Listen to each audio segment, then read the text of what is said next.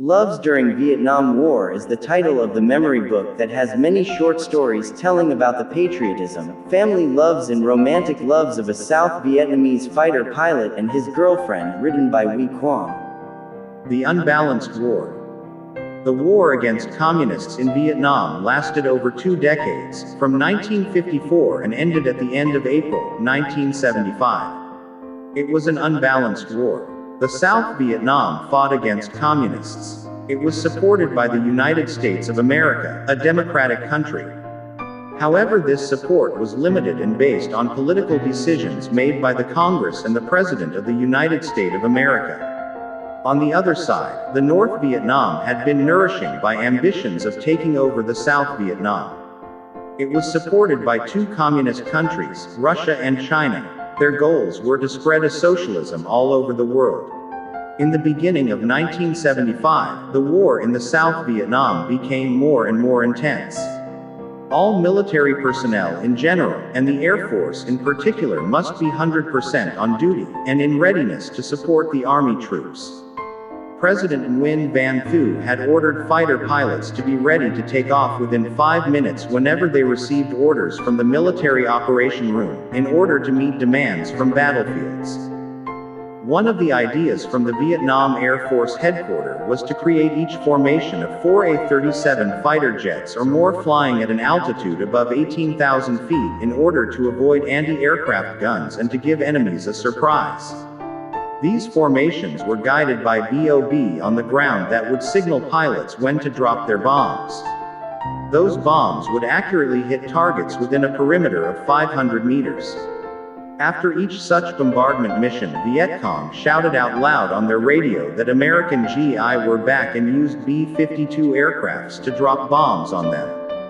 Unfortunately, the Vietnam Air Force had to reduce the number of those bombardment missions due to weapon shortages. We were very heartbroken in knowing that we were running out of bombs, therefore Viet Congs could transport many troops and weapons to invade and occupy the Ban Mi Thuot city in March of 1975. The Vietnam Air Force had been using different aircrafts such as A-1, Skyraider, A-37, Dragonfly, and F-5 Tiger II to support the armed forces. Especially A-37 aircrafts were capable to carry different weapons including 250 and 500-pound bombs such as napalm, gel mixture, CBU-25, CBU-54, CBU-55, regular and anti-tank rockets. The body of these aircrafts were slim and their 2 large wings could lift up the plane instantly after dropping bombs. They were maneuvered like barium swallows performing acrobatics in the blue sky. Therefore anti-aircraft guns of the enemies could hardly hit them. The American government planned to replace those jets with more modern ones such as A-4, Skyhawk, LTV A-7, Corsair II, and F-4, Phantom II. However, this plan did not happen until the end of the war in April of 1975. In March of 1975, Viet Congs changed tactics of laying their anti-aircraft guns in the Battle of Ban Mi Thuot. These guns were hidden in locations a couple of miles apart from battlefields so that they were hardly detected by fighter pilots during bombardments. One day around noontime, our flying team had been flying in formations waiting for taking turns to destroy the ammunition and fuel storages inside the perimeter of Ban Mi Thuot city. I suddenly discovered several big anti-aircraft guns, including 23mm, 37mm and 57mm. One location of those guns was on the west side, the other was on the north side of the city. Normally when anti-aircraft's guns fired at our aircraft during the night time, we could easily see their traces of bullets.